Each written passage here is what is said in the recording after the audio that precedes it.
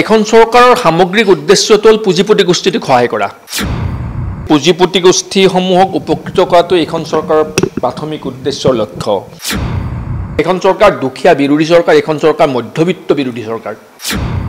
সেই পুঁজিপতি গোষ্ঠীবোৰক সমৰ্থন কৰিবৰ কাৰণে, তেওঁলোকক সহায় কৰিবৰ কাৰণে ভাৰতৰ জনসাধাৰণক নিষেধ কৰি পেলোৱাৰ কাৰণে বিজেপি চৰকাৰ ষড়যন্ত্ৰ চলাই আছে। এইখন চৰকাৰৰ মূল উদ্দেশ্যটো হ'ল যে ভাৰতবৰ্ষৰ আদানী আম্বানী সদৃশ যিবোৰ পুঁজিপতি গোষ্ঠী, সেই পুঁজিপতি গোষ্ঠীসমূহক উপকৃত কৰাটো এইখন চৰকাৰৰ প্ৰাথমিক উদ্দেশ্যৰ লক্ষ্য। তেওঁলোকৰ কথা হ'ল যে সাধাৰণ মানুহ খাবলৈ নাপাওক, সাধাৰণ মানুহে হিতাধিকাৰী হিচাপে দুবেলা দুমুঠি চৰকাৰৰ অনুগ্ৰহত হাত পাতি ৰৈ থাকক দুবেলা দুমুঠি খাবৰ বাবে, আৰু পুঁজিপতি গোষ্ঠীটোক যিমান পৰা যায় সমগ্ৰ দেশৰ সম্পদবোৰ তেওঁলোকক গতাই দিব লাগে। মধ্যবিত্ত শ্ৰেণীটোকতো শেষ কৰি পেলাইছে, নাই, অস্তিত্বই নাই, নোহোৱা হৈ যাব কিছুদিনৰ পিছত।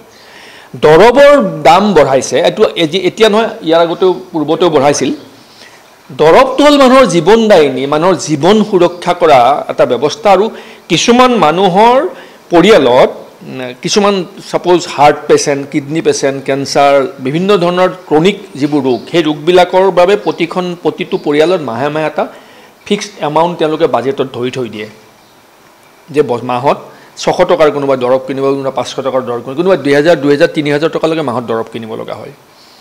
সেই পৰিয়ালটোৰ সীমিত খৰচ হিচাপ নিকাচৰ মাজত যেতিয়া দৰৱৰ দাম অদ্ভুত ধৰণে বাঢ়ি যায়, সেই পৰিয়ালটোৰ হাহাকাৰ অৱস্থা হয়। এই গোটেই কথাটো এইখন চৰকাৰে বুজি নাপাব, কাৰণ এইখন চৰকাৰৰ সামগ্ৰিক উদ্দেশ্যটো হ'ল পুঁজিপতি গোষ্ঠীটোক সহায় কৰা। গতিকে জীৱনদায়িনী ঔষধৰ দাম কমাই জনসাধাৰণক উপকৃত কৰা কথাটো তেওঁলোকে ভাবিবই নোৱাৰে, কাৰণ মেডিচিন কোম্পানীবোৰ বিগ ফ্লাই, তেওঁলোক ডাঙৰ ডাঙৰ পুঁজিপতি গোষ্ঠীয়ে মেডিচিন প্ৰডাকশ্যন কৰে। গতিকে সেই পুঁজিপতি গোষ্ঠীবোৰক সমৰ্থন কৰিবৰ কাৰণে, তেওঁলোকক সহায় কৰিবৰ কাৰণে ভাৰতৰ জনসাধাৰণক নিষেধ কৰি পেলোৱাৰ কাৰণে বিজেপি চৰকাৰ ষড়যন্ত্ৰ চলাই আছে। এইখন চৰকাৰ দুখীয়া বিৰোধী চৰকাৰ, এইখন চৰকাৰ মধ্যবিত্ত বিৰোধী চৰকাৰ। সেই কথাকে জনসাধাৰণে লাহে লাহে উপলব্ধি কৰিব।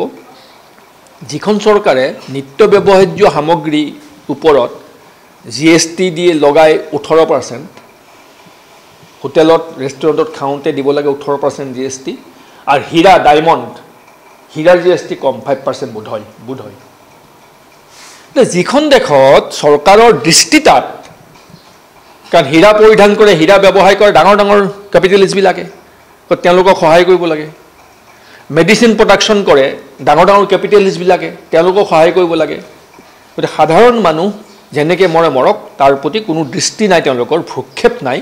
গতিকে জনবিৰোধী, দুখীয়া বিৰোধী আৰু মধ্যবিত্ত বিৰোধী এখন চৰকাৰৰ কুকৰ্মবোৰৰ বিষয়ে জনসাধাৰণে সজাগ আৰু সচেতন হয় সামূহিকভাৱে প্ৰতিবাদ সাব্যস্ত কৰি চৰকাৰখনৰ বিৰুদ্ধে ৰাজপথলৈ ওলাই অহাৰ সময় সমাগত। আৰু ভয়াৱহ দিন আহি আছে, আৰু ভয়াৱহ দিন মধ্যবিত্ত বা দুখীয়া শ্ৰেণীৰ মানুহে দেখিবলৈ পাব।